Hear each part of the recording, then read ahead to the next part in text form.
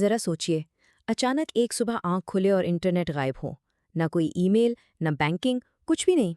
ایک viral video میں یہ دعویٰ کیا گیا ہے کہ یہ صرف ایک خیال نہیں بلکہ ایک حقیقی خطرہ ہے۔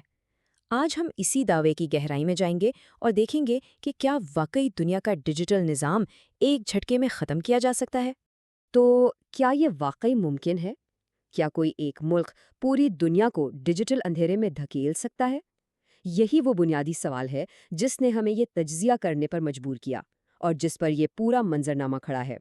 اور یہ صرف الفاظ نہیں ہیں، یہ ایک ایسی دھمکی ہے جو ہماری پوری جدید تہذیب کی بنیادوں کو للکار رہی ہے۔ آئیے دیکھتے ہیں کہ اس چونکا دینے والے دعوے کے پیچھے اصل کہانی کیا ہے اور اس کا مطلب کیا نکلتا ہے۔ چلے سب سے پہلے اسی پتھر کے دور والی دھمکی کی بات کرتے ہیں۔ ویڈیو کے مطابق یہ صرف کوئی جذباتی نعرہ نہیں بلکہ ایک بہت ہی سوچی سمجھی جنگی حکمت عملی ہے۔ تو اصل کہانی یہاں سے شروع ہوتی ہے۔ دعویٰ یہ ہے کہ ایران اپنی سب سے بڑی طاقت یعنی اپنی جغرافیائی پوزیشن کو ایک ہتھیار کے طور پر استعمال کرنے کی دھمکی دے رہا ہے، اور یہ روایتی جنگ سے بالکل ہی مختلف میدان ہے۔ لیکن سوال یہ ہے کہ یہ دھمکی حقیقت کیسے بن سکتی ہے؟ اچھا، اس کا جواب دنیا کے ڈیجیٹل انفراسٹرکچر کی ایک ایسی کمزوری میں چھپا ہے جس پر شاید ہم نے کبھی غور ہی نہیں کیا۔ یہ نمبر دیکھیں، 97%۔ ہم اکثر انٹرنیٹ کو کوئی غیبی طاقت سمجھتے ہیں جو بس ہوا میں موجود ہے، لیکن حقیقت یہ ہے کہ ہمارا تقریباً سارا ڈیجیٹل ڈیٹا سمندر کی تہہ میں بچھی ان فزیکل کیبل سے گزرتا ہے۔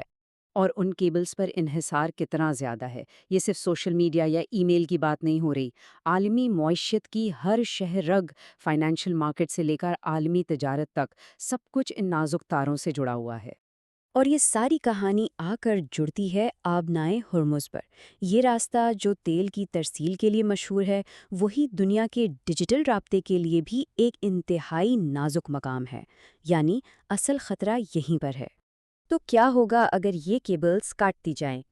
ہمارا اگلا حصہ اسی تباہی کے منظرنامے کو بیان کرتا ہے جو اس کے بعد سامنے آ سکتا ہے۔ یہ بالکل ایک ڈومینو ایفیکٹ کی طرح ہوگا، ایک کے بعد ایک سب کچھ گرتا جائے گا۔ کیبلز کے کٹنے سے صرف انٹرنیٹ بند نہیں ہوگا بلکہ یہ ایک مکمل معاشی تباہی کا پہلا قدم ہوگا۔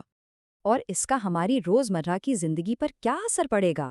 ذرا ایک ایسی دنیا کا تصور کریں جہاں جدید زندگی کی کوئی سہولت نہ ہو، کوئی اے ٹی ایم، کوئی کریڈٹ کارڈ، کوئی آن لائن بینکنگ نہیں، صرف جیب میں موجود نقدی ہی کام آئے گی۔ اور یہ اثر صرف انفرادی سطح پر نہیں رکے گا، بینکنگ سے لے کر کلاؤڈ کمپیوٹنگ تک ہر بڑا شعبہ مفلوج ہو کر رہ جائے گا۔ یہ ایک پورے سسٹم کے فیل ہونے کا منظرنامہ ہے۔ اور اس تباہی کی مالی قیمت، ہم یہاں لاکھوں یا کروڑوں کی نہیں بلکہ خربوں ڈالرز کے نقصان کی بات کر رہے ہیں۔ یہ ایک ایسا معاشی جھٹکا ہوگا جس سے عالمی معیشت کا سنبھلنا شاید ناممکن ہو۔ لیکن سوال یہ پیدا ہوتا ہے کہ کوئی ملک ایسا کرے گا کیوں؟ یہ تو اپنے ہی پاؤں پر کلہاڑی مارنے جیسا ہے نا۔ یہ حصہ اسی حکمت عملی کی منطق کو سمجھنے کی کوشش کرتا ہے جو ویڈیو میں پیش کی گئی ہے۔ اس حکمت عملی کو ایک خاص نام دیا گیا ہے، سیمسنگ آپشن۔ یہ ایک طرح سے سرد جنگ کی باہمی یقینی تباہی والی پالیسی کا ڈیجیٹل ورژن ہے۔ اس کا اصول سیدھا سا ہے، اگر ہم ڈوبے تو سب کو ساتھ لے کر ڈوبیں گے۔ یہ جملہ اس ذہنیت کی بالکل صحیح عکاسی کرتا ہے۔ یہ ہتھیار ڈالنے کا نہیں بلکہ پوری بساط ہی الٹ دینے کا منصوبہ ہے، ایک آخری مایوس کن چال جو کھیل کے سارے اصول بدل سکتی ہے۔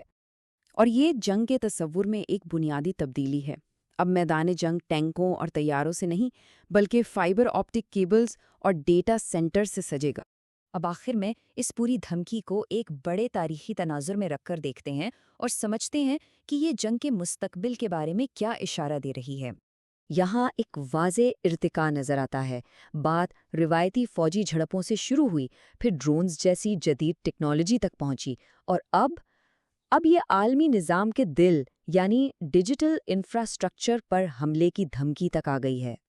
تو فرق بالکل صاف ہے، جنگ اب صرف فوجوں کے درمیان نہیں رہی، یہ ان سسٹمز کے خلاف ہے جو ہماری جدید دنیا کی بنیاد ہیں۔ تو اس سب کا نچوڑ کیا ہے؟ ستم ظریفی یہ ہے کہ جس چیز نے ہمیں عالمی سطح پر جوڑا اور مضبوط بنایا، یعنی ہمارا ڈیجیٹل کنیکشن، وہی اب ہماری سب سے بڑی کمزوری بن کر سامنے آیا ہے۔ اور ہم اس تجزیے کو اسی سوچ پر ختم کرتے ہیں، کیا ہم نے ایک ایسا نظام بنا لیا ہے جو اتنا نازک ہے کہ ایک ہی جگہ پر ایک حملے سے زمین بوس ہو سکتا ہے؟ یہ وہ سوال ہے جس پر ہم سب کو سنجیدگی سے غور کرنے کی ضرورت ہے۔